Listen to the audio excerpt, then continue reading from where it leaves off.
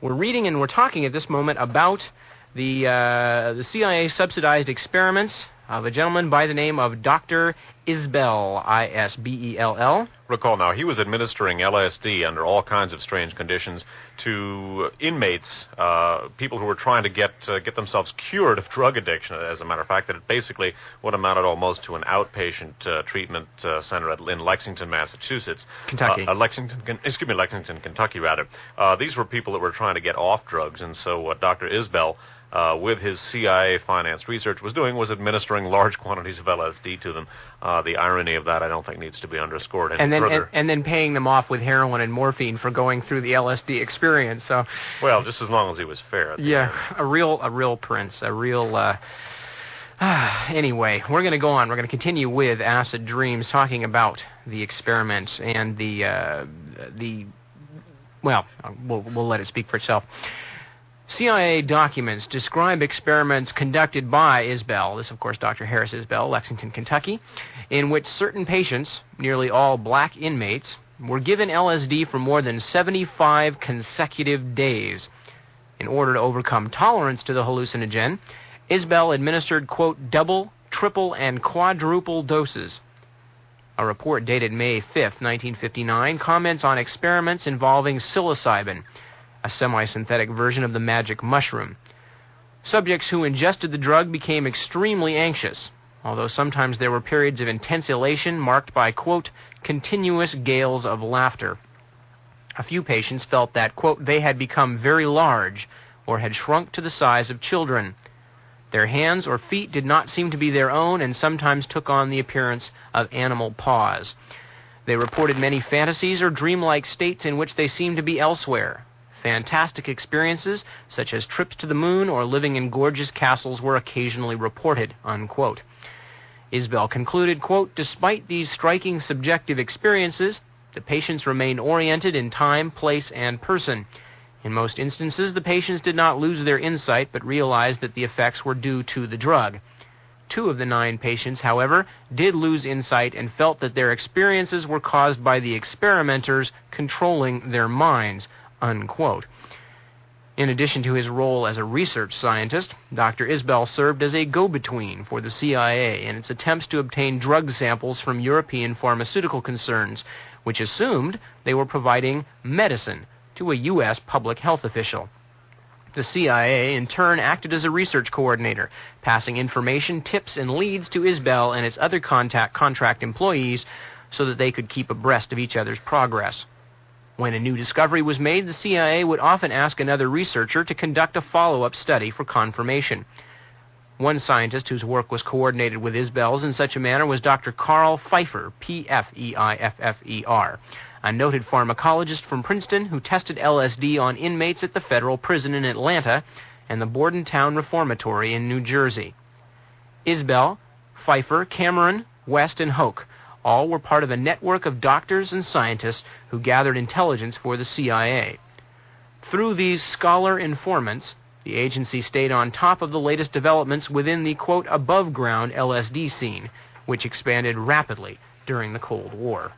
Now, as indicated in the first section of the broadcast, the use of LSD by American psychological research organizations and individuals was spurred by this CIA domestic funding. Now, we're going to look at the next major stage of the CIA's LSD testing, in which not only were people tested without being told precisely what was going to be done to them, but people were tested in an outside or street contexts. In other words, no longer was this being done inside of mental and penal institutions. This was being done out on the streets of America, and it's at this point, and we're going to take a look at this street testing, so to speak, again, of unwitting human subjects, this under the CIA's MKUltra program.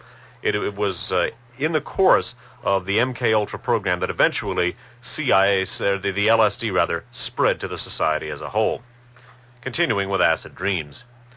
In a speech before the National Alumni Conference at Princeton University on April 10, 1953, newly appointed CIA Director Allen Dulles lectured his audience on, quote, how the sinister battle for men's minds had become in Soviet hands, unquote. The human mind, Dulles warned, was a malleable tool, and the Red Menace had secretly developed brain perversion techniques. Some of these methods were so subtle and so abhorrent to our way of life that we have recoiled from facing up to them. Dulles continued, "The minds of selected individuals who are subjected to such treatment are deprived of the ability to state their own thoughts. Parrot-like, the individuals so conditioned can merely repeat the thoughts which have been implanted in their minds by suggestions from outside. In effect, the brain becomes a phonograph, playing a disc put on its spindle by an outside genius over which it has no control." Unquote. 3 days after delivering this address, Dulles authorized Operation MKUltra, the CIA's major drug and mind control program during the Cold War. MKUltra was the brainchild of Richard Helms, a high-ranking member of the clandestine services, otherwise known as the Dirty Tricks Department, who championed such methods throughout his career as an intelligence officer. As Helms explained to Dulles when he first proposed the MKUltra project, aside from the offensive potential, the development of a comprehensive capability in this field gives us a thorough knowledge of the enemy's theoretical potential, thus enabling us to defend ourselves against a foe who might not be as restrained in the use of these techniques as we are. Unquote. The super-secret MKUltra program was run by a relatively small unit within the CIA known as the Technical Services Staff, or TSS. Originally established as a supplementary funding mechanism to the Artichoke Project, MKUltra quickly grew into a mammoth undertaking that outflanked earlier mind control initiatives. And those of you who are prone to a black sense of humor will have to probably refrain from some dark chuckles over Alan Dulles talking about the brain perversion techniques and the sinister Soviets while the CIA was jamming ice picks into people's brains to keep them from talking about the experiments that had been done to them. Continuing in Acid Dreams. Incidents such as this... Oh, by the way, the authors are talking about human experimentation on subjects. Yes, this is a CIA operative himself who had a very, very bad experience on LSD. Incidents such as these reaffirmed to the MKUltra crew just how devastating a weapon LSD could be. But this only made them more enthusiastic about the drug. They kept springing it on people in a manner reminiscent of the ritual hazing of fraternity pledges. Quote, "It was just too damned informal," a TSS officer later said. "We didn't know much. We were playing around in ignorance. We were just naive about what we were doing." Such pranks claimed their first victim in November 1953, when a group of CIA and Army technicians gathered for a 3-day work retreat at a remote hunting lodge in the backwoods of Maryland. On the second day of the meeting, Dr. Gottlieb spiked the after-dinner cocktails with LSD. As the drug began to take effect, Gottlieb told everyone that they had ingested a mind-altering chemical. By that time, the group had become boisterous with laughter and unable to carry on a coherent conversation. One man was not amused by the unexpected turn of events. Dr. Frank Olson, an Army scientist who specialized in biological warfare research, had never taken LSD before, and he slid into a deep depression. His mood did not lighten when the conference adjourned. Normally a gregarious family man, Olson returned home quiet and withdrawn. When he went to work after the weekend, he asked his boss to fire him because he had, quote, "messed up the experiment" during the retreat. Alarmed by his erratic behavior, Olson's superiors contacted the CIA, which sent him to New York to see Dr. Harold Abramson. A respected physician, Abramson taught at Columbia University and was chief of the allergy clinic at Mount Sinai Hospital. He was also one of the CIA's principal LSD researchers and a part-time consultant to the Army Chemical Corps. While these were impressive credentials, Abramson was not a trained psychiatrist, and it was this kind of counseling his patient desperately needed. For the next few weeks, Olson confided his deepest fears to Abramson. He claimed the CIA was putting something in his coffee to make him stay awake at night. He said people were plotting against him, and he heard voices at odd hours commanding him to throw away his wallet, which he did, even though it contained several uncashed checks. Dr. Abramson concluded that Olson was mired in, quote, "a psychotic state with delusions of persecution that had been, quote, crystallized by the LSD experience." Arrangements were made to move him to Chestnut Lodge, a sanatorium in Rockville, Maryland, staffed by CIA-cleared psychiatrists. Apparently other CIA personnel who suffered from psychiatric disorders were enrolled in this institution. On his last evening in New York, Olson checked into a room at the Statler Hilton along with a CIA agent assigned to watch him. And then, in the wee hours of the morning, the troubled scientist plunged headlong through a closed window to his death 10 floors below. Continuing with acid dreams, the Olson suicide had immediate repercussions within the CIA. An elaborate cover-up erased clues to the actual circumstances leading up to his death. Olson's widow was eventually given a government pension, and the full truth of what happened would not be revealed for another 20 years. Meanwhile, CIA Director Aldous suspended the in-house testing program for a brief period while an internal investigation was conducted. In the end, Gottlieb and his team received only a mildly worded reprimand for exercising bad judgment, unquote, but no records of the incident were kept in their personnel files which would harm their future careers. The importance of LSD eclipsed all other considerations, and the secret acid tests resumed. Gottlieb was now ready to undertake the final and most daring phase of the MKUltra program. LSD would be given to unwitting targets in real-life situations. But who would actually do the dirty work? While looking through some old OSS files, Gottlieb discovered that marijuana had been tested on unsuspecting subjects in an effort to develop a truth serum. These experiments had been organized by George Hunter White, a tough, old-fashioned narcotics officer who ran a training school for American spies during World War II. Perhaps White would be interested in testing drugs for the CIA. As a matter of protocol, Gottlieb first approached Harry Anslinger, chief of the Federal Narcotics Bureau. Anslinger was favorably disposed and agreed to lend, unquote, one of his top men to the CIA on a part-time basis. Right from the start, White had plenty of leeway in running his operations. He rented an apartment in New York's Greenwich Village, and with funds supplied by the CIA, he transformed it into a safe house complete with two-way mirrors, surveillance equipment, and the like. Posing as an artist and a seaman, White lured people back to his pad and slipped them drugs. A clue as to how his subjects fared can be found in White's personal diary, which contains passing references to surprise LSD experiments. Quote, "Gloria gets horrors, Janet sky high," unquote. The frequency of bad reactions prompted White to coin his own word for the drug, stormy, which was how he referred to LSD throughout his 14-year stint as a CIA operative. In 1955, White was transferred to San Francisco, where two more safe houses were established.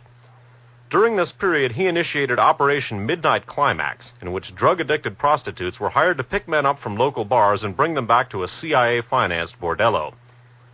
Unknowing customers were treated to drinks laced with LSD while White sat on a portable toilet behind a two-way mirror, sipping martinis and watching every stoned and kinky moment. As payment for their services, the hookers received $100 a night, plus a guarantee from White that he'd intercede on their behalf should they be arrested while plying their trade. In addition to providing data about LSD, Midnight Climax enabled the CIA to learn about the sexual proclivities of those who passed through the safe houses. White's harem of prostitutes became the focal point of an extensive CIA study of how to exploit the art of lovemaking for espionage purposes. So again, under the MKUltra program, the LSD testing by the CIA moves from penal and mental institutions to street situations. And as we're going to take a look now, as we begin looking at what the authors Lee and Schlein refer to as psychedelic pioneers, in other words, the LSD proselytizers, people who were responsible for the growing cultural popularity of LSD, we're going to find as we, so to speak, swing the camera away from some of the main figures involved in LSD proselytization, and we're going to find many of the same people involved in the CIA's mind control programs, and specifically in the LSD testing on various human subjects. Well, as I say, when we turn the camera away from these psychedelic proselytizers, we always find the key figures in the CIA's programs just off camera, I guess you could say, just waiting in the wings. All right, now we're going to talk about, as Dave put, one of these psychedelic pioneers, as Lee and Schlein term him. They also call him the original Captain Trips. This is, although most people usually associate names like Tim Leary and Ken Kesey, both of whom we're going to talk about, the original LSD proselytizer was a man named Captain Alfred M. Hubbard, and where the Captain moniker comes from, we will find out right now. The stout, crew-cut figure riding in the Rolls-Royce was a mystery to those who knew him. A spy by profession, he lived a life of intrigue and adventure befitting his chosen career. Born dirt poor in Kentucky, he served with the OSS during the Second World War and went on to make a fortune as a uranium entrepreneur. His prestigious government and business connections read like a who's who of the power elite in North America. His name was Captain Alfred M. Hubbard. His friends called him Cappy. and he was known as the Johnny Appleseed of LSD. The blustery, rum-drinking Hubbard is widely credited with being the first person to emphasize LSD's potential as a visionary or transcendental drug.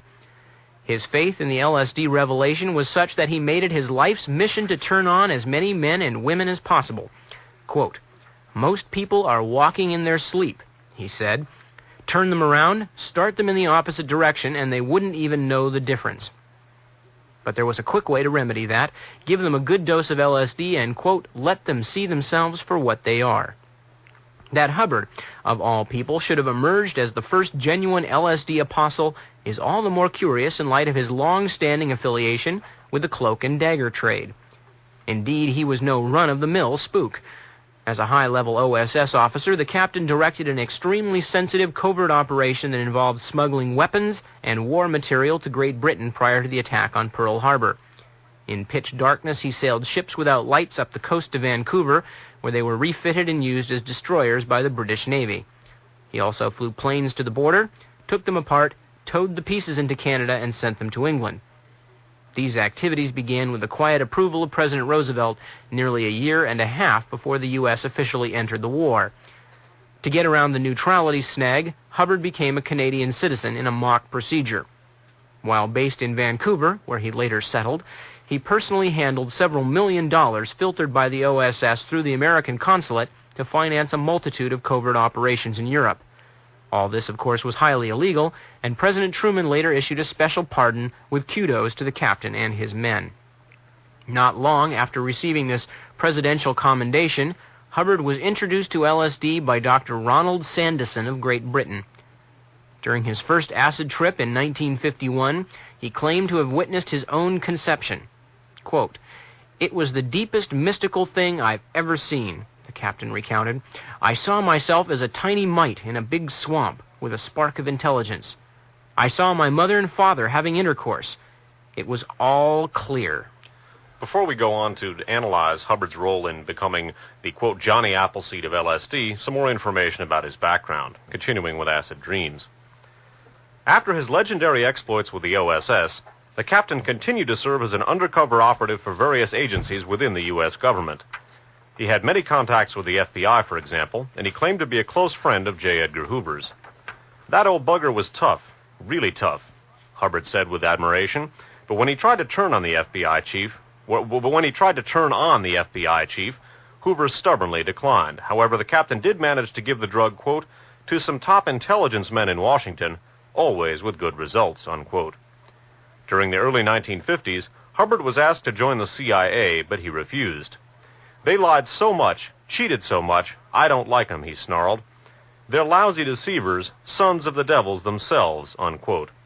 The captain's beef with the agency stemmed in part from his unsuccessful attempt to secure back pay owed to him from his OSS days. "They crooked me," he complained bitterly. As to whether or not his denials of working for CIA are to be taken at face value, listen to the following information. Hubbard was unkindly disposed toward the CIA for other reasons as well. Most important, he didn't approve of what the agency was doing with his beloved LSD. "The CIA work stinks," he said. "They were misusing it. I tried to tell them how to use it, but even when they were killing people, you couldn't tell them a goddamn thing." Hubbard was certain that Frank Olson was not the only person who died as a result of the CIA's surprise acid tests. "I don't know how Al's Washington affairs were done," Dr. Osmond admitted. That's Dr. Humphrey Osmond, about whom we're going to read more in a second. He worked very closely with Al Hubbard.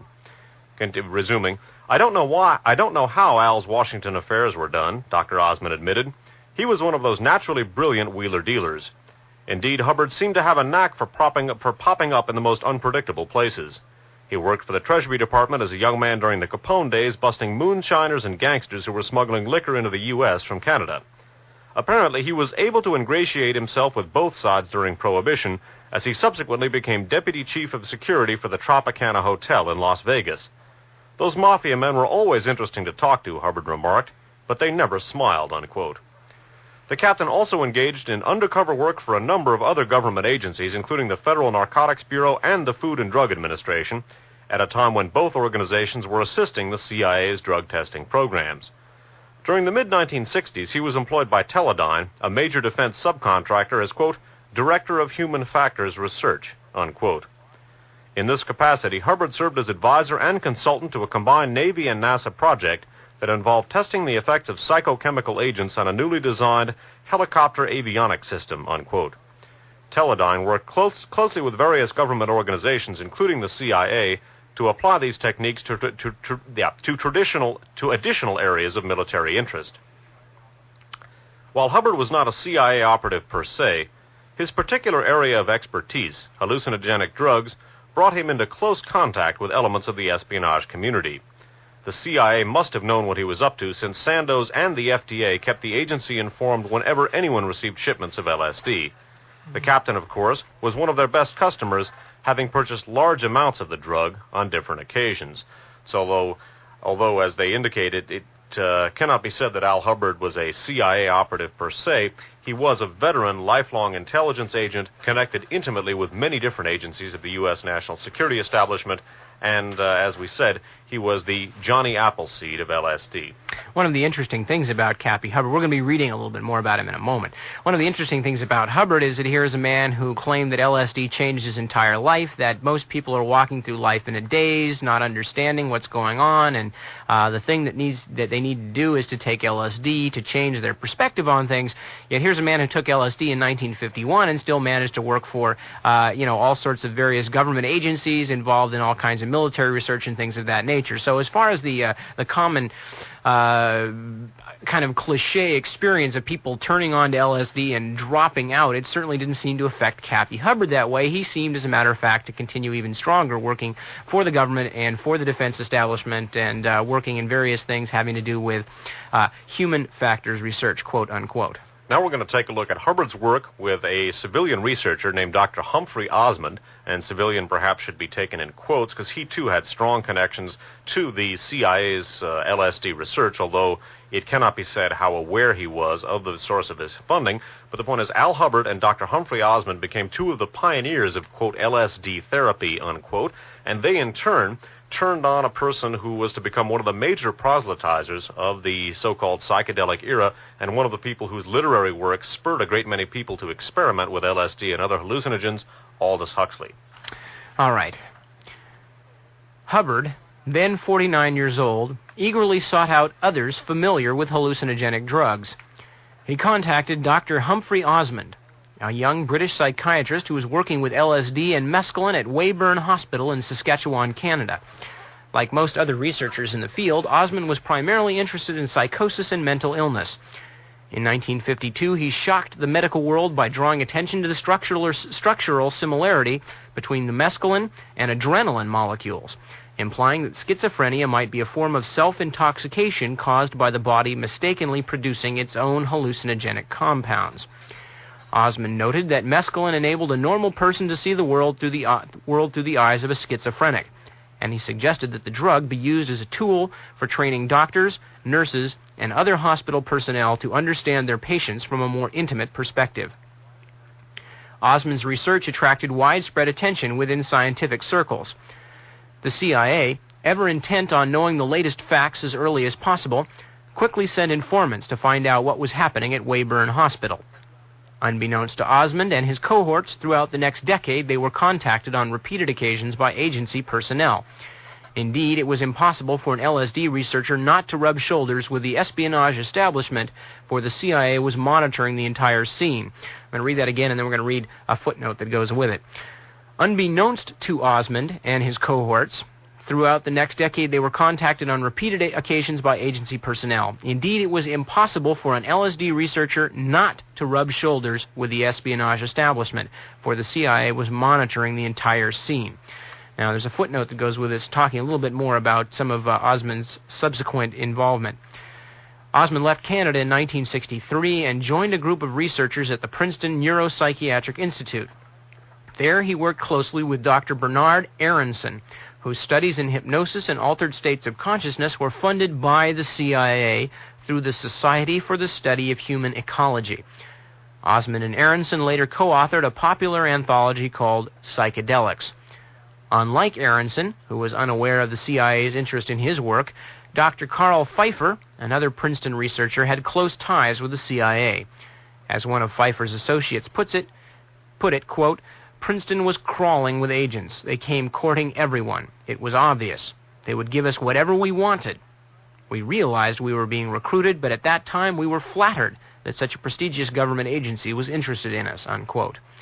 A little too interested, perhaps, a number of scientists soon discovered that their mail was being opened and read by government agents. And again, this is worth mentioning because Dr. Humphrey Osmond, along with Al Hubbard, the man he was working with here, became one of the people to strongly influence Aldous Huxley's turn in the direction of pro-psychedelic crusading. All right, continuing back to the main body of the passage. Osmond's reports also caught the eye of Aldous Huxley, the eminent British novelist who for years had been preoccupied with the specter of drug-induced thought control. In 1931, Huxley wrote Brave New World, a futuristic vision of a totalitarian society in which the world controllers chemically coerced the population into loving its servitude. While Huxley grappled with the question of human freedom under pharmacological attack, he also recognized that certain drugs, particularly the hallucinogens, produced radical changes in consciousness that could have a profound and beneficial effect. Upon learning of Osmond's work, he decided to offer himself as a guinea pig. Huxley seemed like the perfect subject. A learned man steeped in many disciplines, he was also gifted with a writer's eloquence. Even if the drug confounded him, it would not tongue-tie him, for he was a glorious talker. But Osmond was still a bit apprehensive. Quote, "I did not relish the possibility, however remote, of being the man who drove Aldous Huxley mad," he explained. His worries proved to be unfounded. In May 1953, less than a month after the CIA initiated Operation MKUltra, Huxley tried mescaline for the first time at his home in Hollywood Hills, California, under Osmond's supervision. Quote, "It was, according to Huxley, without question the most extraordinary and significant experience this side of the beatific vision. Moreover, quote, it opens up a host of philosophical problems, throws intense light, and raises all manner of questions in the field of aesthetics, religion, theory of knowledge." Huxley described his mescaline adventure in the famous essay, The Doors of Perception, which took its title from the works of William Blake, the 18th century British poet and visionary artist. With this book, Huxley unabashedly declared himself a propagandist for hallucinogenic drugs. And for the first time, a large segment of the educated public became aware of the existence of these substances. Not surprisingly, the treatise created a storm in literary circles. Some hailed it as a major intellectual statement, others dismissed it as pure quackery. Few critics realized that the book would have such an enormous impact in years to come.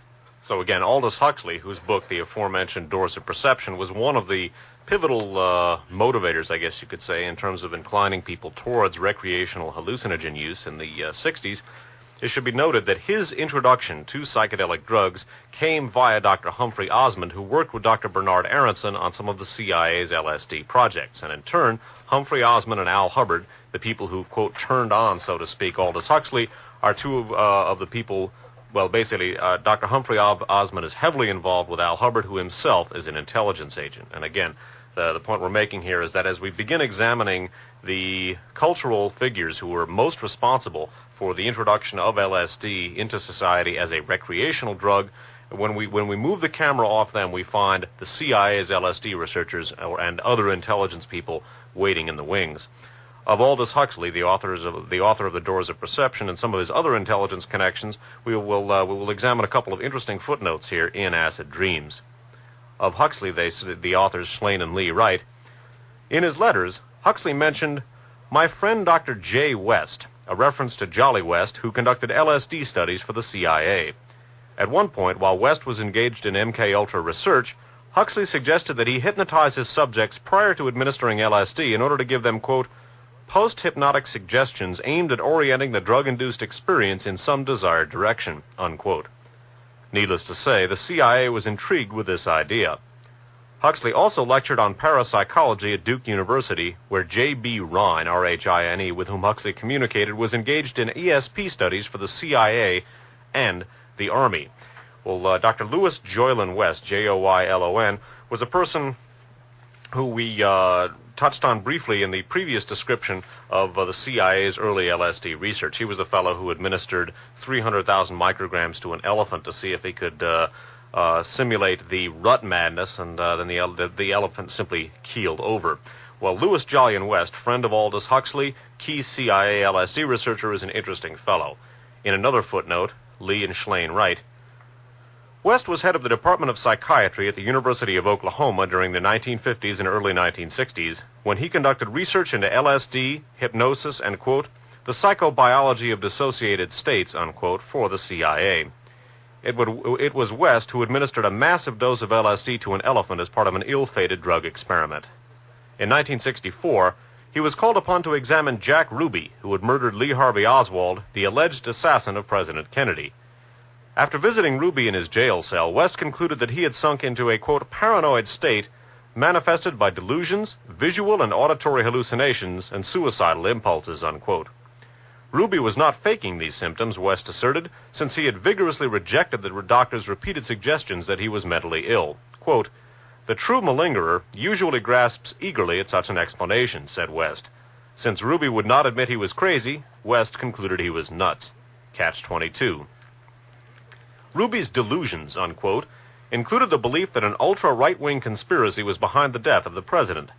On the basis of Dr. West's diagnosis, Ruby became a candidate for treatment of mental disorders. Another doctor soon put him on happy pills, unquote, although these drugs did not seem to cheer Ruby up. 2 years later, he died of cancer while still in prison. West, meanwhile, moved to Los Angeles, where he served as director of UCLA's Neuropsychiatric Institute, a position he still holds. In the early 1970s, he became embroiled in a heated controversy over plans for a Center for the Study and Reduction of Violence. Originally proposed by Governor Ronald Reagan, the Violence Center would have exceeded even Jack Ruby's worst paranoid nightmares had it not been scuttled by the California state legislature after information about it was leaked to the press. West, who helped formulate plans for the center, described the program as an attempt, quote, to predict the probability of occurrences, unquote, of violent behavior among specific population groups. The major known correlates of violence, according to West, are sex, male, age, youthful, ethnicity, black, and urbanicity, unquote. The Violence Center was to have been housed in a former military base located in a remote area of California. The medical facility at Vacaville Prison, the site of a major CIA drug testing program during the late 1960s and early 1970s, was listed among the facilities that would have been used to develop treatment models and implement pilot and demonstration programs for the Violence Center. Treatments discussed by West included chemical castration, psychosurgery, and the testing of experimental drugs on involuntarily incarcerated individuals. Furthermore, the activities of the center were to have been coordinated with a California law enforcement program that maintained computer files on pre-delinquent children so that they could be treated before they made a negative mark on society. Well, we've talked about a number of those different things in other archive shows. We talked about the UCLA Center for the Study and Reduction of Violence in Radio Free America number 5, the first of our three-part series about mind control. We talked about Jack Ruby at great length in several of our Guns of November programs and others. Of course, his delusion that an ultra-right-wing conspiracy was behind the assassination of President Kennedy was about as delusional as the notion that the sun rises in the east and sets in the west.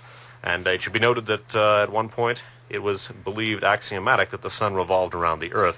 The notion that Lee Harvey Oswald is a lone nut will hold about as much water as the geocentric theory of the solar system. The point is that Louis Jolyon West, a confidant, colleague, and personal friend of Aldous Huxley, who in turn was turned on to LSD by Humphrey Osmond and Al Hubbard, Hubbard a lifelong intelligence agent, Humphrey Osmond one of the CIA's LSD researchers.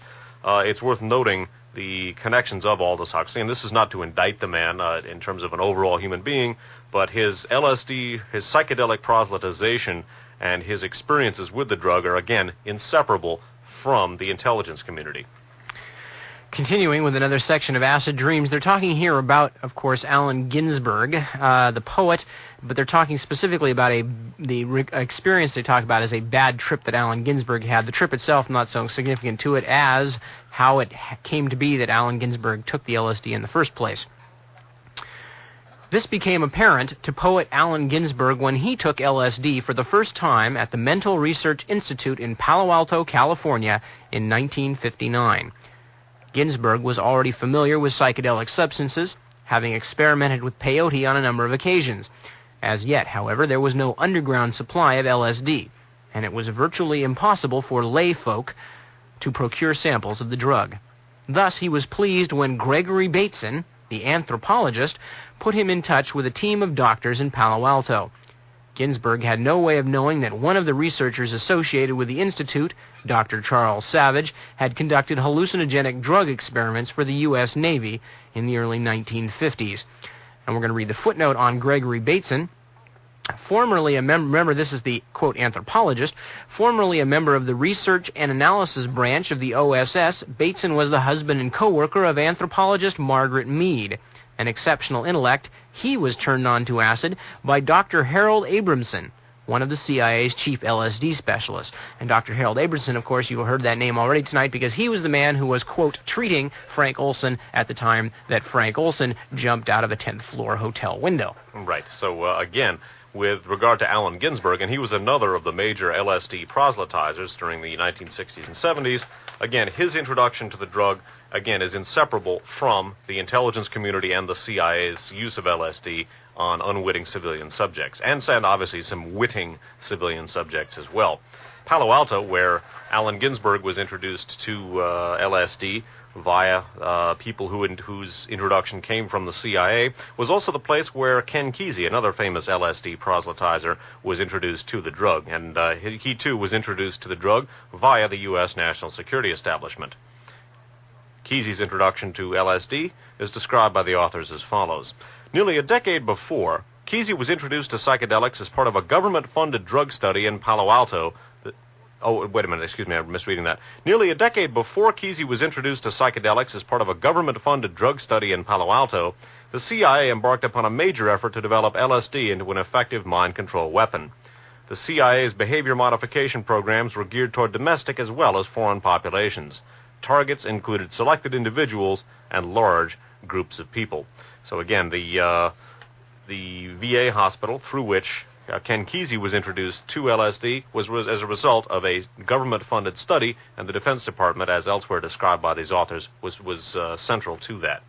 Okay, now they're talking, Lee and Schlane are now talking about a man whose name is very familiar to all of us, that of Timothy Leary. And Timothy Leary, they're talking about, first had his introduction, or first heard about, or was intrigued by the prospects of LSD by an article by a man by the name of R. Gordon Wasson, who was a vice president of J.P. Morgan and Company. A lifelong, interest in mushrooms led him to try psilocybin, actually to try the mushrooms themselves. Psilocybin is the synthetic version of same, and to write about his experiences in Life magazine. Among those whose interest was piqued by Wasson's article in Life was a young professor named Timothy Leary. At the time of Wasson's groundbreaking explorations, Leary was pursuing a successful career as a clinical psychologist.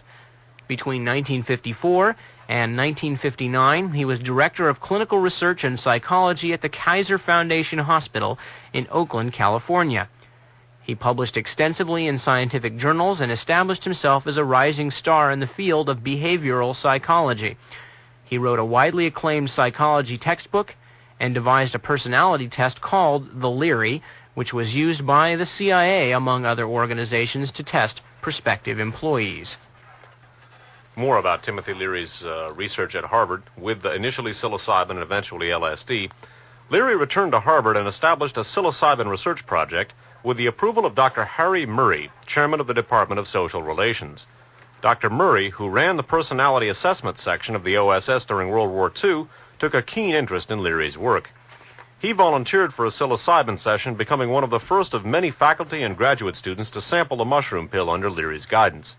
Leary had obtained a supply from Sandoz, which distributed the new drug to researchers free of charge. So it's interesting that the departmental chairman under whom Tim Leary initially began his research into hallucinogenic compounds was himself a key OSS veteran, because many of the veterans of the OSS, even after its dissolution, continued to maintain contact with the old boy intelligence networks. Although not formally agents, they continued to associate with and occasionally work with members of the intelligence community.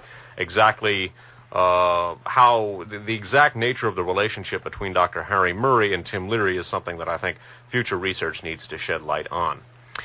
Now, they're going on to talk about the early days of Leary's LSD experience, which were when he was at Harvard, and were mostly in conjunction with two other educators there, Richard Alpert and Ralph Metzner, two of his associates. And there was a great deal of experimentation going on, a great deal of proselytization of the benefits of LSD as a sort of a purgative of the mind to get everybody out of their tired old ways of thinking.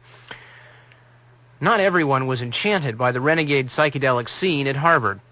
A confidential memorandum issued by the CIA's Office of Security, which had utilized LSD for interrogation purposes since the early 1950s, suggested that certain CIA-connected personnel might be involved with Leary's group.